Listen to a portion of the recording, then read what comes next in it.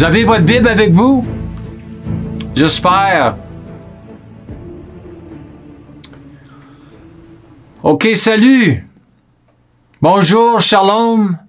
Bienvenue dans les médias sociaux encore une autre fois.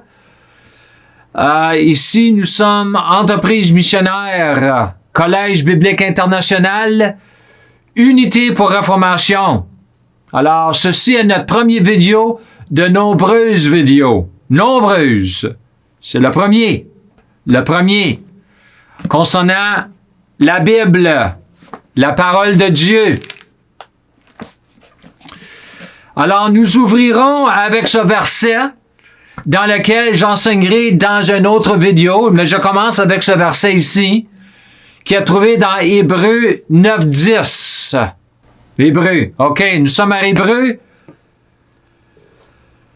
Alors, la parole nous enseigne ici, car la cérémonie ne traite que de viande et de boissons propres et impures et de différents lavages, de simples règles de règlement externe pour le corps imposé à la marée des fidèles, jusqu'au moment de mettre les choses, le point ici c'est au clair et droit, au clair et droit de la réforme, de la toute nouvelle ordre quand Christ le Messie établira la réalité de ce que ces choses préfigurent. Alors je commence avec ce verset ici, parce que dans le grec, nous avons le numéro Strong's 1357, le mot d'origine du grec, et la translation, c'est diostorsis. Alors, dans la définition elle-même, ça veut dire une correction, une réforme, une amélioration. C'est un mot composé de deux mots. Le premier, c'est le mot dia, et l'autre mot, c'est dérivé du mot orthos. Orthos qui signifie se redresser.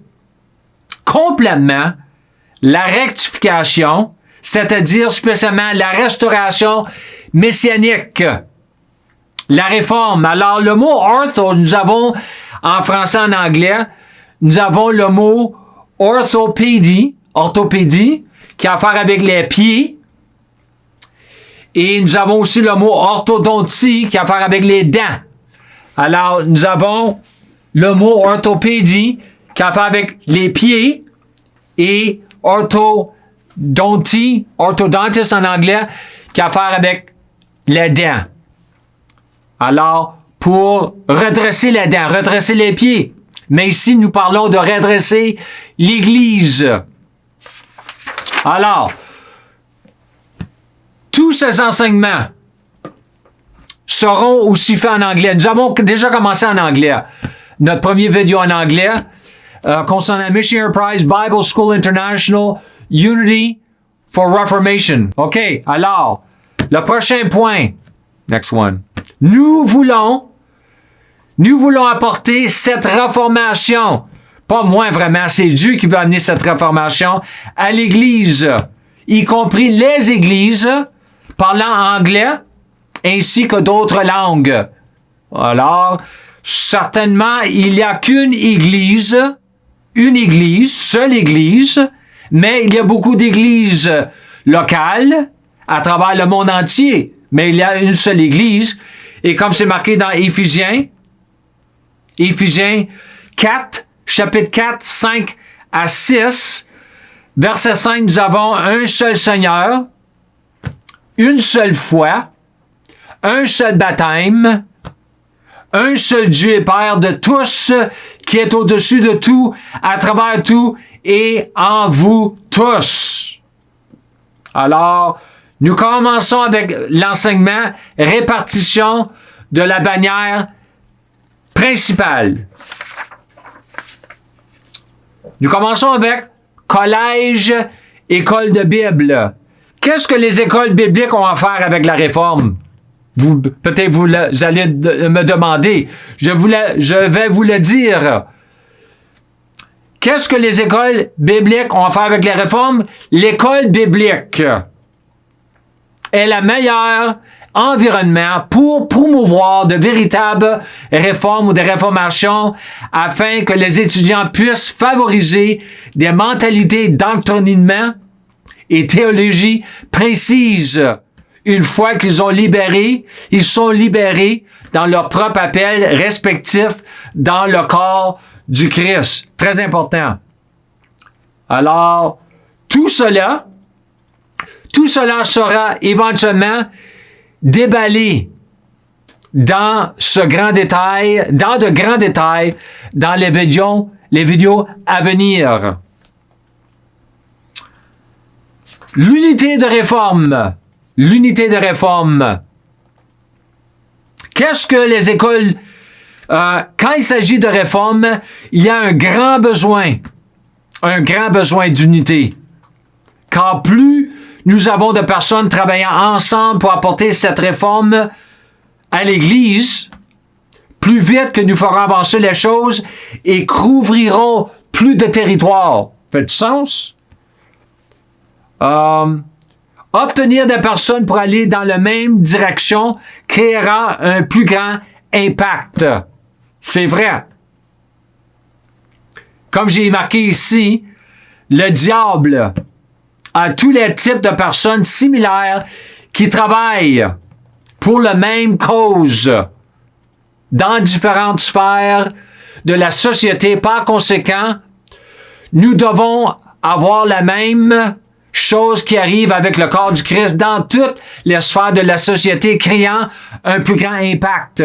Ça, c'est le but, l'objectif, c'est d'avoir un impact. Surtout un impact éternel. Impact sur la terre, mais qui va impacter le ciel. Alors, l'unité. Nous avons, numéro 1, nous avons l'unité entre la tête de l'Église, le chef suprême de l'Église et son corps. Et ensuite, numéro 2, nous avons l'unité entre chaque membre de son corps. Comme il y a de l'unité dans mon corps physique. Il y a une unité entre ma tête et le reste de mon corps. Et aussi, il y a l'unité entre chaque membre de mon corps. Vous voyez comment mes mains marchent? Avec ma plume, mes doigts, ma bouche. Nous travaillons en unité. Alors, je vais enseigner beaucoup sur cela. Le plus grand défi sera de réaliser l'unité entre le peuple de Dieu parce que la plupart ont leur propre pensée théologique. Ça, c'est un grand problème dans l'Église.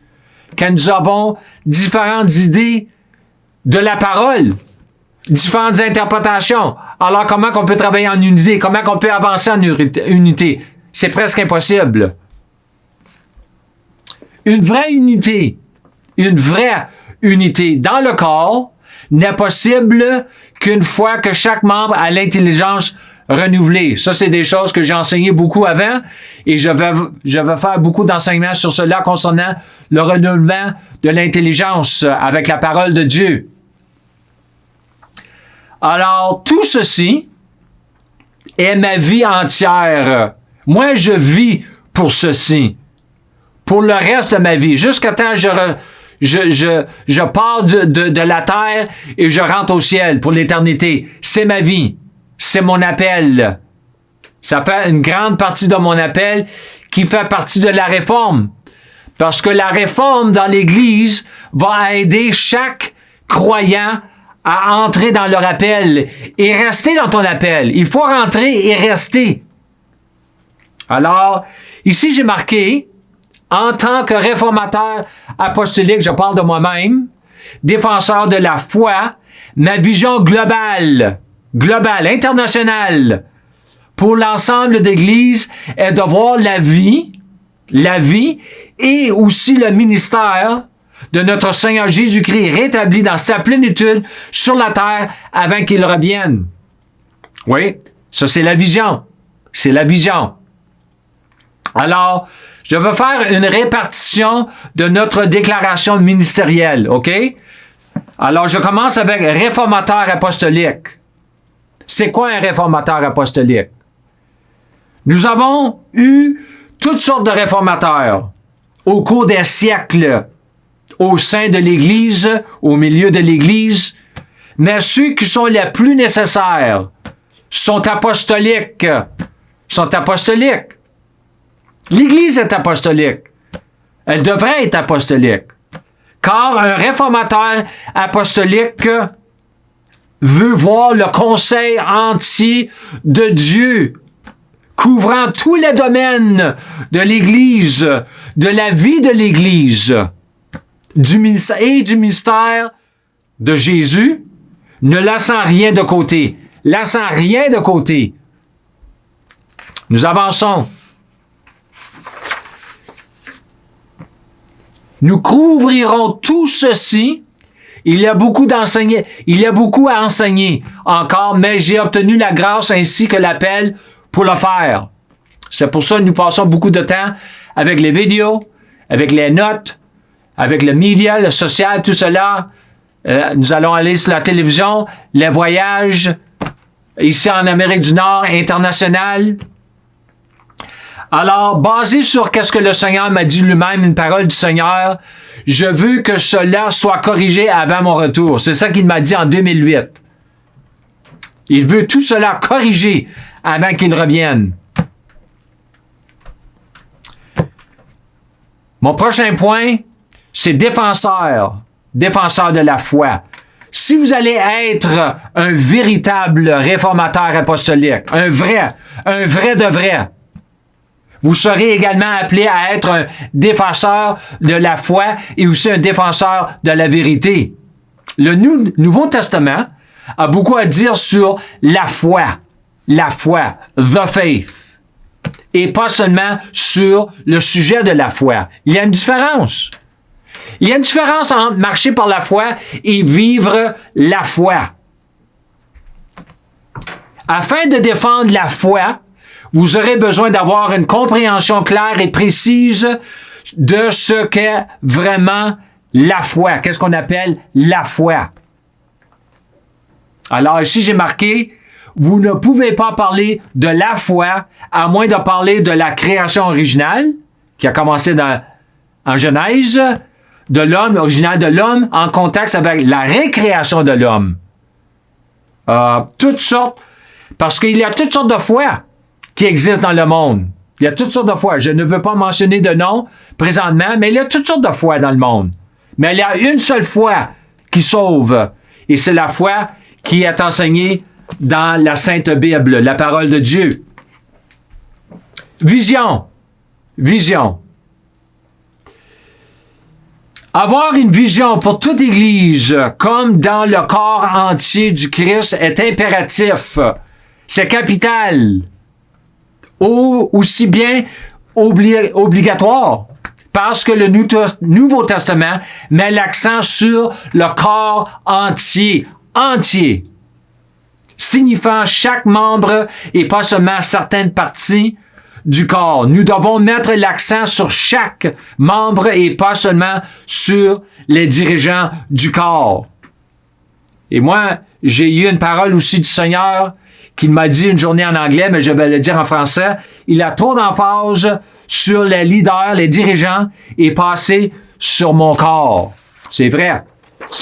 Trop d'emphase sur les dirigeants. C'est le corps.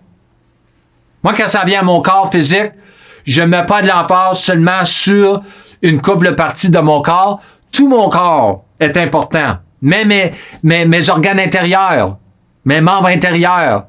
Je mange bien, j'ai une bonne diète, je bois beaucoup d'eau, je prends des vitamines. Pourquoi? Pour mon corps intérieur, à part de mon corps extérieur. Ça fonctionne ensemble. OK. Le Saint-Esprit. Vivant à l'intérieur de chaque membre de son corps, du corps du Christ, et pas juste ses dirigeants, pour qu'il puisse travailler à travers chacun de nous comme il le souhaite. L'Esprit Saint veut travailler à travers chacun des membres du corps du Christ. Pas seulement à travers des dirigeants, à travers chaque membre, parce qu'il habite dans chaque membre. Alors ici, le prochain point, c'est vie. Vie et ministère du Seigneur Jésus-Christ. très important ici, c'est comprendre la vie personnelle. Comprendre la vie personnelle de notre Seigneur, Jésus, est primordial avant de pouvoir vraiment comprendre son ministère. Cela est prouvé dans le fait que Jésus n'a commencé à servir Dieu, son Père, qu'à l'âge de 30 ans. C'est ce qu'on appelle les années de formation. Les années de formation. The formative years. Très important. Très important. Les années que ça prend pour se faire former pour notre appel. Nous devons être formés par Dieu, afin d'être et de faire ce que Dieu nous a appelés à être et à faire. Le faire vient après l'être. Nous devons devenir avant qu'on peut faire. C'est très important. Arrêtez d'essayer de faire sans être devenir avant. Nous devons travailler sur notre caractère, qui nous sommes en Christ, tout cela avant que tout cela peut se démontrer à ceux qui sont autour de nous autres, autour de nous et à travers du monde entier, comme le Seigneur détermine où nous allons, parce que c'est lui qui nous envoie. Alors, mon prochain, c'est Luc 9:23. Jésus a dit, et il a dit à tous, si quelqu'un veut venir après moi, qu'il se renie-toi, oublie, perd de vue lui-même et ses propres intérêts. Refuse et renonce à lui-même et prenne sa croix chaque jour et suivez-moi.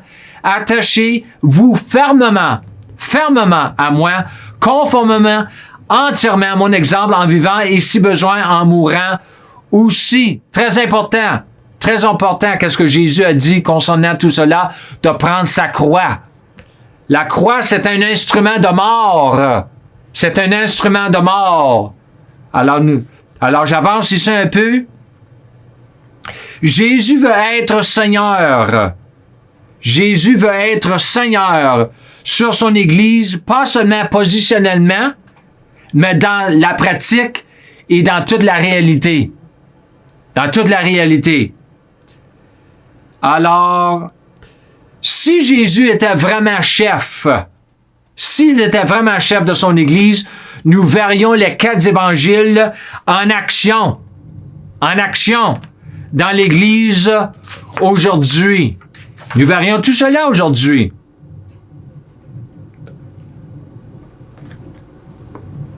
OK. Ce que nous lisons sur Jésus dans les 4 évangiles n'est réalisable seulement qu'une fois que Jésus est en pratique et en réalité chef et Seigneur sur son propre corps, l'Église. Alors Matthieu, Marc, Luc et Jean est introuvable dans 99,9% des églises locales. C'est vrai. C'est vrai.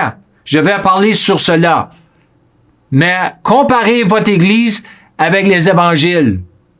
Vous allez voir qu'il y a beaucoup de choses qui manquent. Et c'est ça que Dieu veut changer. Alors, rétabli dans sa plénitude. La plupart des églises et des ministères, les dirigeants locaux ne croient pas que la vie et le ministère de notre Seigneur Jésus doivent continuer sur... That's better when it's big like that. Cette terre où ils ne pensent pas que cela soit faisable, possible. Il est temps que nous rétablissons tous les aspects de la vie, de sa vie, ainsi que son ministère. Il a été établi par Jésus lui-même, mais nous l'avons perdu de vue de nombreuses manières différentes, pour de nombreuses raisons différentes. Et c'est pourquoi je dis qu'il doit être rétabli. Pas établi, mais rétabli. Parce qu'il a déjà établi. Ça a déjà été établi, mais nous l'avons perdu. Alors même le mot Encore, ça veut dire encore. R-E, ça veut dire encore. Alors, rétabli. En voulant dire établi encore ou établi de nouveau. Établi de nouveau. Avant son retour.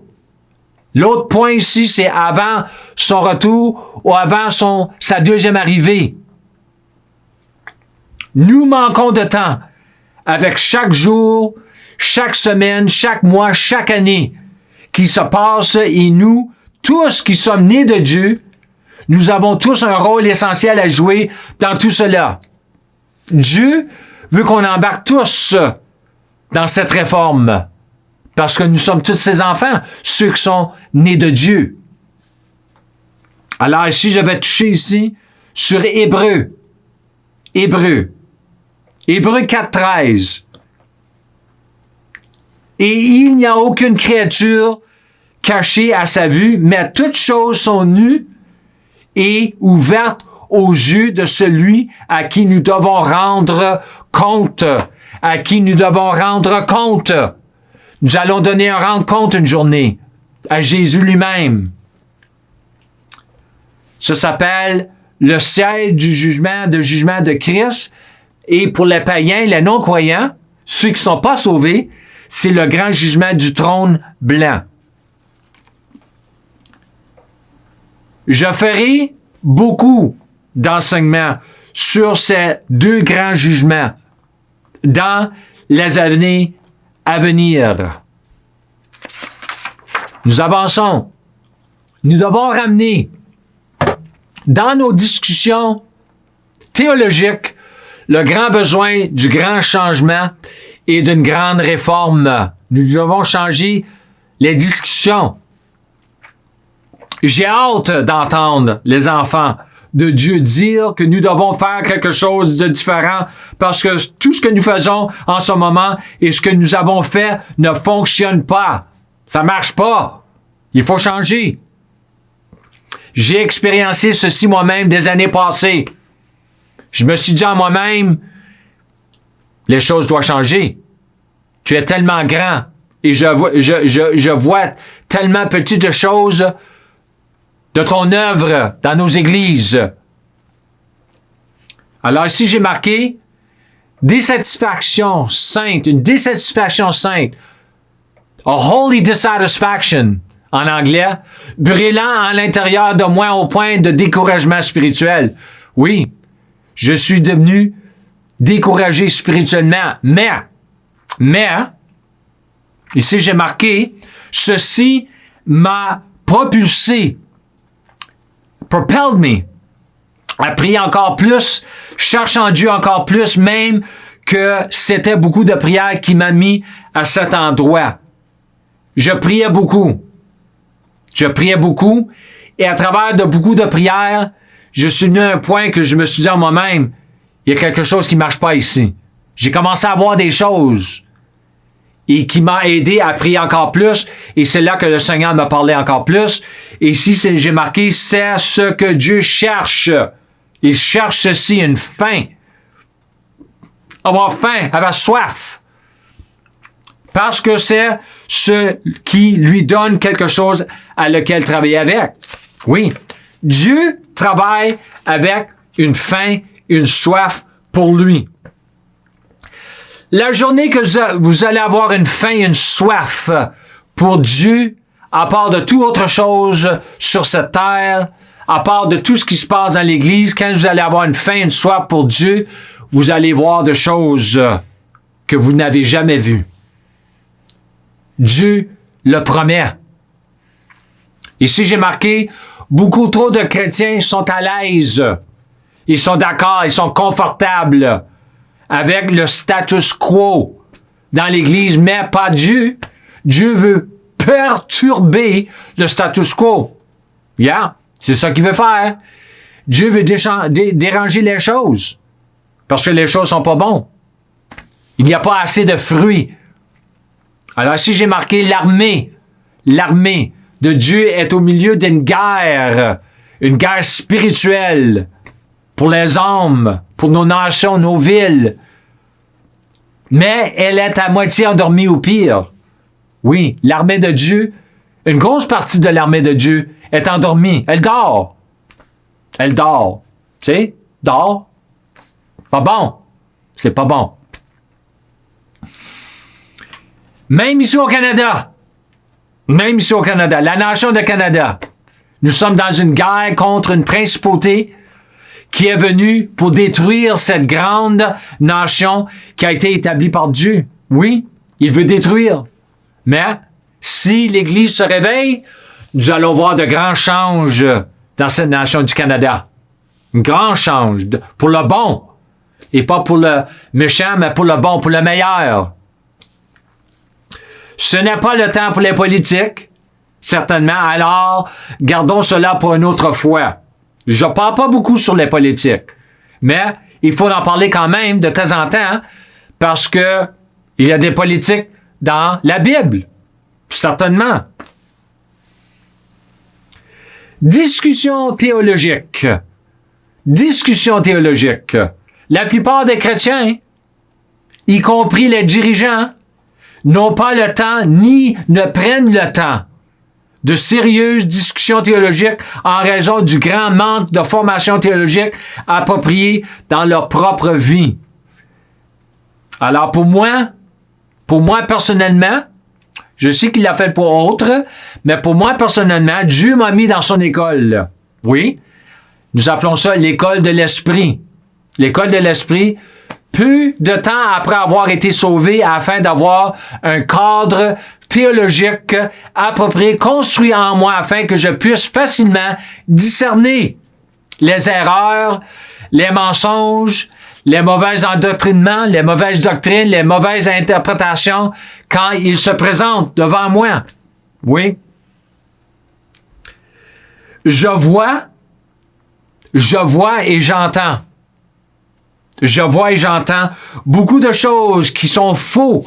Et c'est pourquoi j'écris tellement ou suis faire beaucoup de vidéos. Nous avançons à Jean 8, 32, concernant la vérité. Et vous connaîtrez la vérité, la connaître personnellement. Et la vérité vous affranchira de quoi? De l'erreur. L'erreur, c'est l'antonyme de la vérité. C'est le contraire de la vérité. Alors, ici, j'ai marqué, nous devons marcher. Nous devons marcher en grande unité. Grande unité. Avec la vérité, lui-même, Jésus, c'est la vérité. Il a dit, je suis la vérité. Ainsi que la parole de la vérité. Et aussi, incluant l'esprit de vérité. Et c'est lui qui habite en nous. Et nous avons la parole de la vérité. Très important. Grand changement. Grand changement. Le changement des mentalités théologiques, spirituelles est la clé et l'étape numéro 1 pour voir cette grande réforme avoir lieu dans le corps du Christ, dans le monde entier. Entier. La vision que le Seigneur m'a donnée, c'est pour le monde entier, international. Commençant par quoi? Ma ville d'Oshawa, pour moi, c'est ma ville. La région de Durham, la province de l'Ontario et la nation du Canada, mais certainement, comme Dieu m'a déjà envoyé en Europe et en Afrique, j'y retourne, certainement en Asie, l'Australie, certainement. Je sais que ça s'en vient. Ça s'en vient. Il faut se préparer. Grande réforme. Grande réforme. Les grandes réformes sont très réalisables. Oui, ils sont. Certainement. Tant que nous faisons les choses à la manière de Dieu. Il faut faire les choses d'après Dieu. La réforme commence avec Dieu et se termine avec Dieu, puisque lui seul est le grand réformateur qui veut apporter des réformations et des réformes dans son peuple, et ensuite à travers de son peuple et aussi pour son peuple. OK? Mais c'est un point qui était très important ici. Le salut est pour le monde. Est pour le monde perdu, le monde charnel. Et la réforme est pour l'Église. Mais le plus qu'on puisse réformer l'Église, le plus Dieu va avoir la liberté de sauver le monde. Ici, j'ai marqué la parole du Seigneur. Il me l'a dit lui-même, la réforme commence avec Dieu. Reformation begins with God. Dieu doit être celui qui est à la tête de toutes les réformes. Très important. Moi, je commence rien sans la guidance, l'inspiration, la sagesse, le conseil du Saint-Esprit. Ici, j'ai marqué la chair ou le vieil homme, le péché est toujours dans la voie et interfère avec ce que Dieu veut faire. C'est pour ça que Dieu doit travailler avec le nouvel homme. C'est ça que j'ai marqué ici. C'est pourquoi je prie beaucoup et je fais beaucoup de jeûnes pour me dégager, me dépouiller de ce vieil homme. Dieu ne travaille pas avec le vieil homme. Dieu, il travaille avec le nouvel homme, le new man. Que cela vous plaise ou non, la réforme, c'est grave. La réforme viendra dans votre Église pour qu'elle devienne son Église. OK? Alors, l'Église appartient à Dieu et non à l'homme. L'Église appartient à Dieu et non à l'homme. J'ai vu une vidéo, pas longtemps passé, avec un prophète, disant que Jésus lui a dit. Et qu'est-ce qu'il lui a dit? C'était concernant les dirigeants. Il a dit, je veux que mon Église me revienne. Je veux que mon Église me revienne. Mes dirigeants sont devenus un obstacle. Alors, quand j'ai entendu cela, je le savais déjà, c'était seulement une confirmation. Alors ici, j'ai marqué l'Église doit être dirigée par le nouvel homme et non par le vieil homme. Et non par le vieil homme. Si vous êtes un dirigeant dans son Église, mais toujours dirigé par le vieil homme et non par le nouvel homme, vous-même, vous dirigez son Église et non lui. Mais c'est Jésus qui veut diriger son Église. C'est Jésus, mais il doit le diriger à travers de nous. Jésus est le nouvel homme, ainsi que l'apôtre, le prophète, l'évangéliste, le berger, l'enseignant, le docteur, ainsi que tout le reste des dons. C'est Jésus. Nous sommes son corps. Nous ne sommes pas Jésus. Nous ne sommes pas la tête de l'Église, le chef de l'Église. Nous sommes le corps. Alors, que cela vous plaise ou non, qu'est-ce que j'ai marqué? Que cela vous plaise ou non, Dieu ne forcera personne. Dieu ne force personne. Non, il ne force personne à faire partie de cette réforme apostolique qui est la dernière réforme que l'Église verra jamais à cause nous sommes dans les derniers temps. Mais il nous tiendra tous responsables ce jour-là. Quel jour? Le jour du jugement. De ne pas y participer ou de l'avoir rejeté et même parler contre.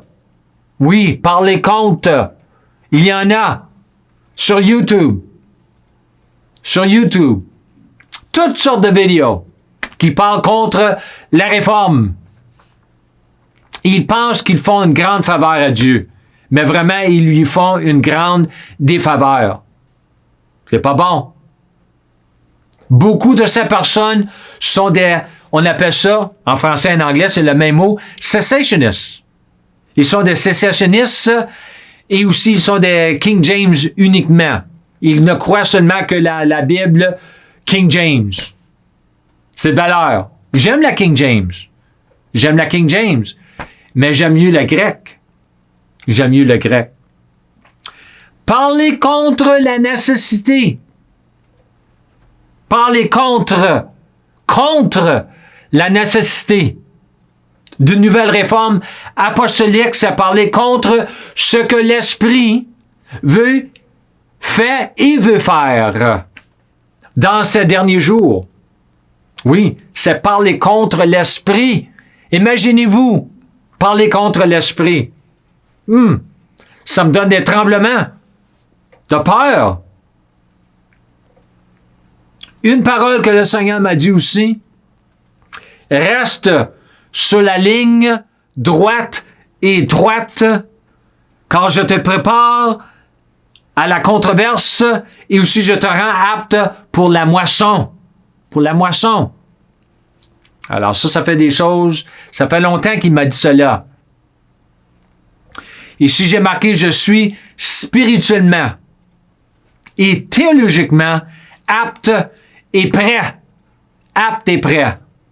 Pour cette controverse depuis de nombreuses années. Ça fait longtemps que je me prépare. Ça fait très longtemps. Très longtemps. Alors ici, j'ai marqué la réforme arrive. La réforme arrive. À bien des égards et dans de nombreux endroits. Il y a une réforme.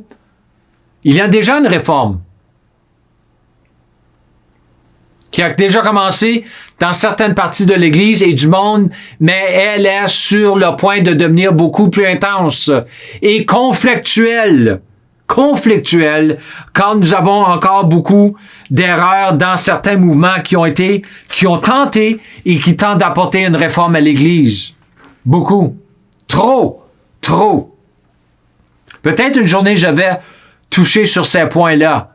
Les erreurs que je vois, que j'entends dans les réformes qui se passent aujourd'hui. Je sais qui sont certains d'entre eux, mais ce n'est pas ce que le Seigneur recherche dans l'ensemble. Ils doivent faire quelque chose plus sérieux. Premièrement, le jeûne. Le jeûne. Ils doivent jeûner beaucoup plus. Prier pour plus en langue. Et aussi manger la parole. Manger la parole. Il faut manger. Il faut manger cette parole. Il faut la manger. Avec le jeûne et les langues. Ici, j'ai marqué à votre Église pour qu'elle peut devenir son Église. Dieu veut que son Église devienne parfaite. Est-ce que vous le croyez? Dans tous les domaines de la vie et du ministère, parce que le nouvel homme est parfait, puisque Christ, le nouvel homme, est parfait et bien plus encore. La plupart des dirigeants, les pasteurs de l'Église sont les premiers à dire que leur Église est son Église. Oh oui, mon Église, c'est pas mon Église, c'est son Église. Alors, c'est facile à dire ça. Mais jusqu'à ce que le Christ lui-même, qui se trouve être le chef de l'Église, soit formé en vous, soit formé complètement en vous, ainsi que dans le reste des membres de ce corps local, ce n'est pas son Église, mais votre Église. Le Saint-Esprit veut gouverner, diriger, contrôler tous les domaines de la vie de l'Église et pas seulement certains domaines. Beaucoup d'Églises. L'Esprit Saint est libre d'agir, mais il y a beaucoup d'autres domaines, il n'est pas libre, comme il veut. Certains ou plusieurs diront que cela n'est pas réalisable, mais c'est parce qu'ils ne le connaissent pas, ni sa parole. Ils ne connaissent pas le chef de l'Église, ils ne connaissent pas l'Esprit Saint comme ils devraient le connaître, et qu'est-ce que sa parole enseigne, et qu'est-ce qu'il veut leur dire. Oui, Jésus a beaucoup de choses à dire à son Église. Même nous lisons dans Révélation. Alors ici, j'ai marqué, nous avons trop de ministères d'un évangile différent dans nos églises locales, alors c'est temps de la réforme. Alors la répartition de tout cela Nous commençons avec le ministère d'un autre évangile différent.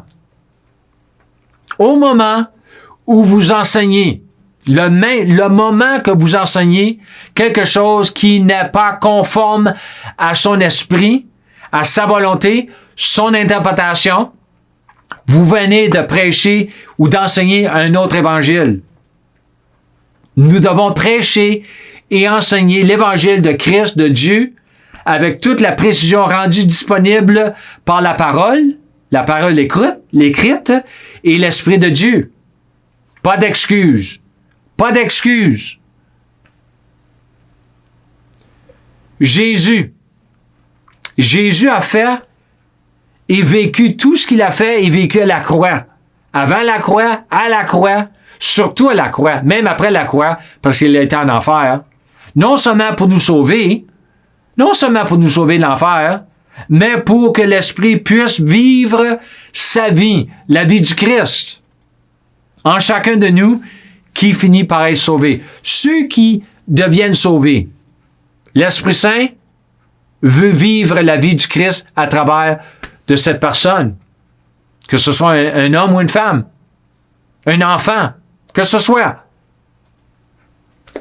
Car le Saint-Esprit, j'ai marqué ici, le Saint-Esprit est venu habiter votre corps mortel afin qu'il puisse accomplir la volonté et les buts de Dieu et non votre propre volonté et vos propres buts. Nous allons à Jean 14, 26. Mais le consolateur, le conseiller, l'intercesseur, l'avocat, le Saint-Esprit que le Père enverra en mon nom ou qu'il a déjà envoyé, à ma place, pour me représenter et agir en mon nom, à ma place. C'est ça l'Esprit Saint a été envoyé pour agir, représenter Jésus à travers de notre corps, parce que nous sommes partis de son corps, le corps du Christ. La parole de Dieu, la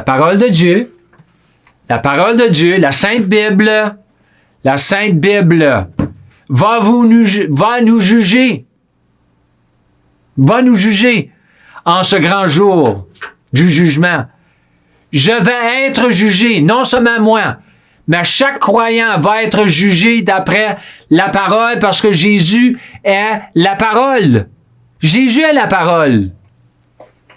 Et nous allons être jugés par cette parole.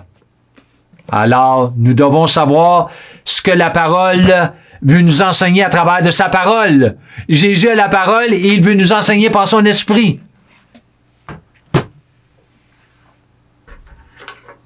La parole de Dieu. Beaucoup d'entre vous ont un problème avec moi. Oui, c'est pas nouveau. Je m'habitue. Et d'une manière, j'aime ça. Pour enseigner davantage à partir du Nouveau Testament au lieu de l'Ancien Testament. J'enseigne plus dans le Nouveau que dans l'Ancien, mais c'est votre problème et pas le mien parce que nous ne sommes pas avant la croix, comme les saints de l'Ancien Testament. Nous sommes après la croix. Nous appelons ça en anglais pre-cross. Non, post-cross. Post. Post, ça veut dire après la croix. Nous sommes les saints de l'Ancien Testament. Yeah. Alors ici, j'ai marqué le vieil homme. Le vieil homme ne peut pas vivre la parole de Dieu. Impossible. Impossible que la parole puisse vivre par le vieil homme, mais seulement le nouvel homme qui est Jésus. Le premier fils, le fils premier-né de Dieu, mon frère aîné, le dernier Adam, par son esprit. C'est pourquoi nous avons besoin de cette réforme. Nous avons besoin de cette réforme. Alors, ici, j'ai marqué, il n'y aura pas d'excuse au jour du jugement. Prochain point. D'abord et avant tout, ce que nous avons besoin, c'est une réformation et non pas un renouveau ou un réveil. J'ai juste hérité la plupart de vous qui croient à Dieu pour un réveil. Mais c'est vrai, c'est pas un réveil qu'on a besoin. J'ai marqué ici, nous avons John Knox. John Knox, l'Écosse. Un prédicateur que je connais, il était là avec ses étudiants, il prenait des photos à la même place. Le Seigneur lui a parlé et il lui a dit, je cherche plus qu'un réveil. Plus qu'un éveil, je cherche une réforme dans mon Église. Ça a confirmé beaucoup de choses pour moi. Aussi, nous avons un livre, un très bon livre, qui s'appelle Revival That Reforms, un renouveau qui réforme par Bill Hall. J'ai lu ce livre-là des années passées. Un très bon livre à lire. Ma bibliothèque est pleine de livres. Elle est pleine de livres sur les réveils parce que j'ai utilisé ces livres pour lire plus que le livre elle-même, la Sainte Bible. Il y avait un temps dans ma vie que je lisais plus de livres que je lisais le livre, the book. The book. This is the book. Voici le livre que nous devons lire à part de tous autres livres. Ce dont nous avons besoin est une réforme et non des réveils ou des éveils. Des réveils ou des éveils. Aussi grands que ce soit, ils peuvent être les éveils ou les réveils. La réforme est la clé pour voir l'Église devenir l'Église selon sa parole. Je crois aux éveils. Oui, certainement, je crois aux éveils. Et je crois au réveil. Éveil, awakenings, et réveil, revival. OK? But, les réformes survivront à tout le reste si elles sont effectuées correctement. Ça, c'est très important ici. Les réformes ont besoin de protection, être protégées, gardées et de surveillance. Pourquoi? Les églises qui ont été implantées, ils ont débarqué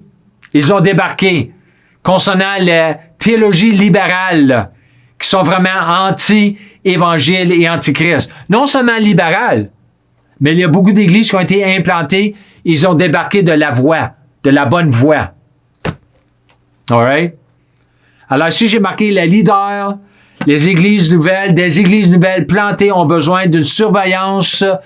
En anglais, je ne l'ai pas marqué ici, c'est le mot épiscopal, oversee, pour s'assurer qu'ils ne sortiront pas théologiquement. Alors ici, j'ai marqué le prochain point, c'est les réformateurs. Oh, did it again. Les réformateurs et leur réformation. Réformateurs et leur réformation. Si nous prenions le temps d'étudier, faire des recherches, par l'Esprit, la vie des anciens réformateurs et leur réforme, j'ai fait déjà un enseignement sur cela un peu, nous pourrions apprendre tant de choses car les réformes ne font pas partie du passé seulement. Même si la plupart, sinon la totalité d'entre elles ont eu lieu il y a des siècles passés. Certainement. Nous avons John Huss, nous avons John Wycliffe, qui est avant Martin Luther, et ensuite nous avons William Booth et John Wesley, pour n'en nommer seulement une couple, et aussi notre frère George Mueller. Tous des réformateurs. Ils ont amené beaucoup de réformes. Ici, j'ai marqué tout ce que je vois de mal dans l'Église, ainsi que dans le monde, je veux le changer et réformer pour le mieux. Pas pour le pire, pour le mieux. Aller contre le grain. Aller contre le grain. Aller contre la marée. Contre-courant. Contre la norme. Dans le bon sens, fait partie de ce que nous appelons la réforme. La réforme.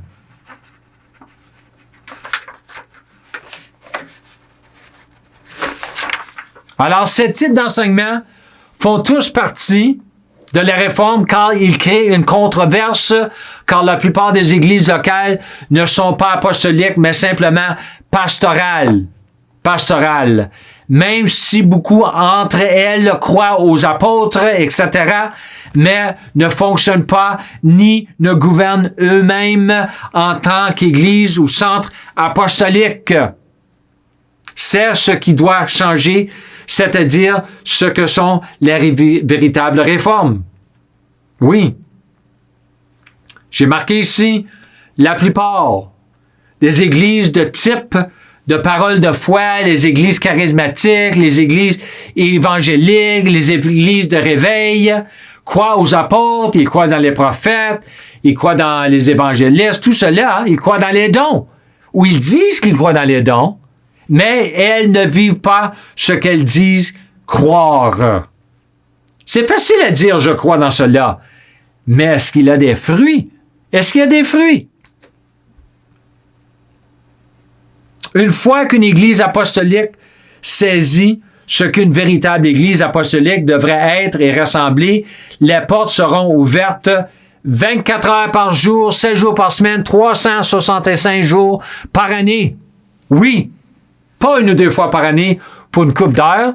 C'est ridicule. Nous sommes l'Église. C'est pas le bâtiment.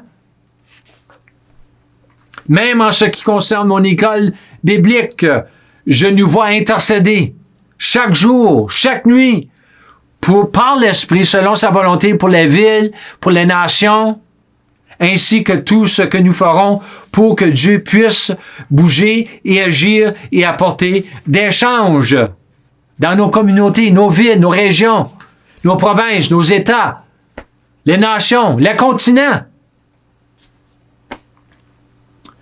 Il est maintenant temps d'apprendre. Il est le temps d'apprendre à bien faire les choses car nous ne pourrons plus jamais recommencer quand c'est tout fini. C'est le temps de changer. Ici, nous avons 1 Corinthiens 3, 13 à 15. Je ne veux pas le lire. Je le mets là, mais je veux que vous le lisiez pour vous-même. 1 Corinthiens 3, 13 à 15. OK? Nous avançons. L'Église regorge d'idées. Move. L'Église regorge d'idées bonnes et mauvaises. You had it there. Bonnes et mauvaises, au lieu d'idées divines. Je ne suis pas intéressé dans des bonnes idées, je suis intéressé dans ces idées. Les idées du Seigneur. Jésus bénit certainement seulement ses idées à lui-même. Vous devez comparer votre Église locale avec la parole de Dieu et non avec l'Église de quelqu'un d'autre. Comparez-vous jamais avec un autre croyant et comparez jamais votre ministère, votre Église avec une autre Église, mais comparez-la avec la parole de Dieu et avec Jésus. OK? Si votre Église locale ne marche pas dans les 4 évangiles, vous avez besoin d'une réforme. Ces types d'enseignements font tous partie de la réforme parce qu'ils créent une controverse. Vous ne pouvez pas vous empêcher d'avoir des controverses en ce qui concerne les réformes parce que vous contesterez, affronterez automatiquement le status quo dans l'Église. Automatiquement. La parole que le Seigneur m'a donnée, les réformateurs, les vrais réformateurs contestent le status quo. Reformers challenge the status quo. Le status quo dans l'Église doit être contesté par l'Église, par l'Esprit. Par l'Esprit. Prochain point. La plupart des églises, la plupart des églises locales ne sont pas apostoliques, mais pastorales.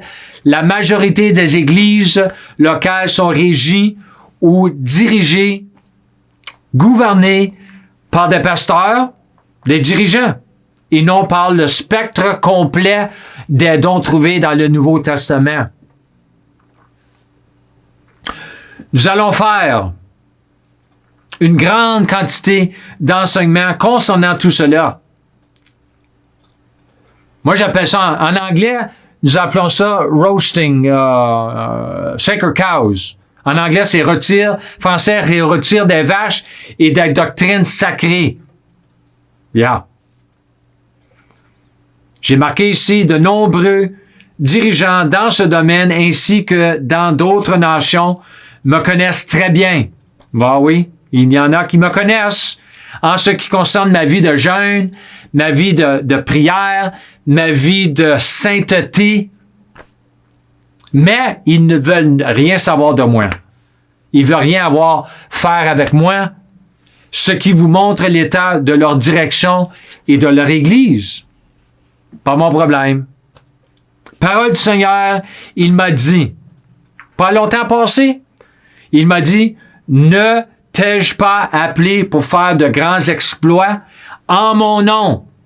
En mon nom, passe plus de temps avec moi. C'est ça qu'il m'a dit. Ça, c'est trouvé dans Daniel 11.32. Daniel 11.32, je ne lirai pas. Nous avançons. Beaucoup croient aux apôtres, mais ils n'agissent pas et ne se gouvernent pas eux-mêmes en tant que l'Église est simple apostolique. Alors ici, j'ai marqué la plupart des églises locales auxquelles j'ai assisté ainsi que celles dont j'ai fait partie, comme des églises charismatiques, ou la parole de la foi, des églises pentecôtistes, ou sans dénomination, croient aux apôtres, prophètes, mais c'est à peu près aussi loin que ça ira.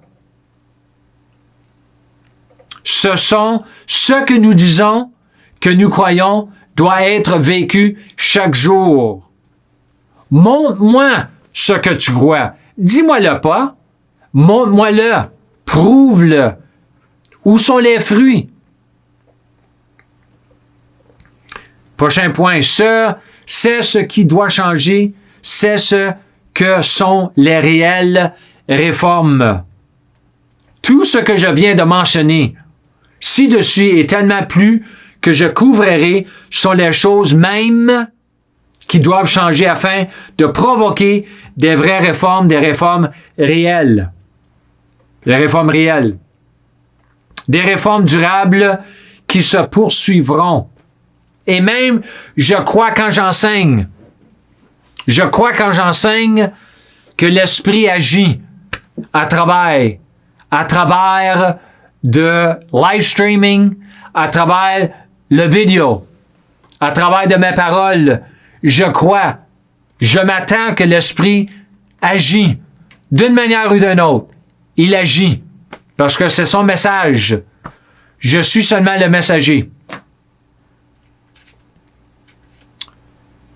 Ici, j'ai marqué, nous avons besoin de réformes durables qui vont durer, mais nous avons de nombreux dirigeants et croyants qui ne pensent pas que nous serons ici pour longtemps. Ah oui, l'Église. Ils veulent partir. Jésus reviendra bientôt. Jésus revient. Next one. Jésus revient. L'enlèvement de l'Église. Oh yeah, right. La pré-tribulation, la mi-tribulation et après la tribulation. Hein? Mais pour moi, je crois que nous serons enlevés juste avant la sainte colère et l'indignation de Dieu qui va frapper la terre sur ceux qui ont rejeté la vérité. C'est ça, moi, je crois, mais je n'enseigne pas sur cela. Je le mentionne comme cela. Ici, j'ai marqué, nous devons nous préparer pour la tribulation. Moi, je me prépare pour la tribulation. Je me prépare. Qui semble être en route vite. Mais ça fait longtemps qu'elle s'en vient. Elle s'en vient. Concernant le Canada, certainement, je le vois, avec les Nations Unies, l'agenda et les articles que j'ai imprimés jusqu'à maintenant. J'ai imprimé beaucoup d'articles sur cela pour prier, pour chercher la volonté de Dieu, voir qu'est-ce que le Seigneur peut me dire concernant tout cela. Tout ce qui n'a pas de Dieu n'est pas bon. Tout ce qui n'a pas de Dieu n'est pas bon. Et tout ce qui n'est pas bon n'est pas de Dieu. Pourquoi? Parce que Dieu est bon. Dieu est bon. Ici, j'ai marqué, nous allons Nous allons mettre en œuvre beaucoup d'hébreu et de grec en ce qui concerne cette unité de réforme, avec le site web certainement, concernant la provision surnaturelle, la provision divine, Fils de Dieu, mortification, transformation, esprit, âme et corps, le vieil homme, le nouvel homme, les 5 clés, les dons de l'esprit et beaucoup d'autres choses. J'enseignerai de la Genèse à la Révélation, dans le contexte et non hors de contexte. Oui. J'enseigne seulement ce que je sais pour être vrai et ce que le Seigneur m'a enseigné lui-même. C'est la seule chose que j'enseigne. Alors, merci à vous tous qui nous suivent sur les médias sociaux de l'Afrique, l'Asie, l'Amérique du Nord, l'Europe. Je vous remercie beaucoup. Si votre ville, votre nation est dans un désordre, regardez à vous-même l'Église et non le monde. Notre Dieu est plus grand que le Dieu de ce monde. Notre Dieu est le Dieu de la rédemption, de les miracles, récréatifs et beaucoup plus. Dieu veut agir, mais il doit agir à travers de notre foi. L'Église a quoi? Le Dieu des miracles surnaturels. Nous avons l'Église à l'armure de Dieu. Nous avons la parole de la vérité. Nous avons la lumière. Nous avons beaucoup de choses pour changer le monde. Dieu n'est pas celui qui retient sa puissance de nous. Non, c'est pas Dieu. Dieu nous a donné sa puissance. Ça nous appartient. Éphésiens 3:20. Lisez Éphésiens 3:20. OK? Surtout les mots, l'action de sa puissance qui est à l'œuvre en nous. OK, you didn't highlight. That's fine. Alors ici, j'ai marqué, nous sommes ceux qui retiennent son pouvoir. Oui, de travailler dans notre vie par notre ignorance, notre incroyance et nos fausses croyances. Fausses croyances. Alors, marchez. Mon exhortation, pour finir, marchez dans la plénitude de la grâce de Dieu. Amen.